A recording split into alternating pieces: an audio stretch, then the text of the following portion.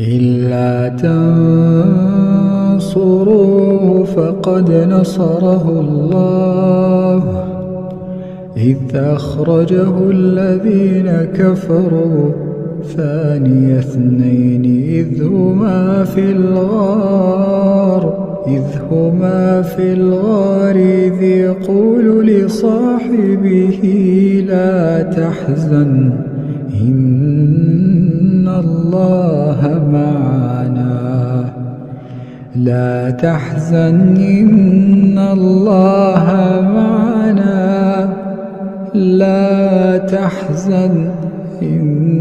الله معنا فأنزل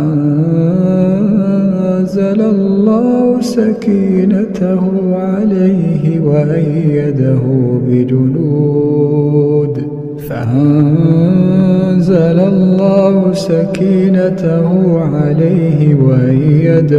بجنود لم تروها وجعل كلمة الذين كفروا السفلى وكلمة الله هي العليا والله عزيز حكيم।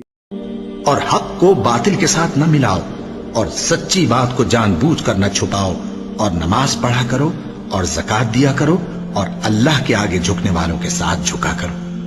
ये क्या अक्ल की बात है कि तुम लोगों को नेकी करने को कहते हो और अपने तई फरामोश किए देते हो, हालांकि तुम अल्लाह की किताब भी पढ़ते हो।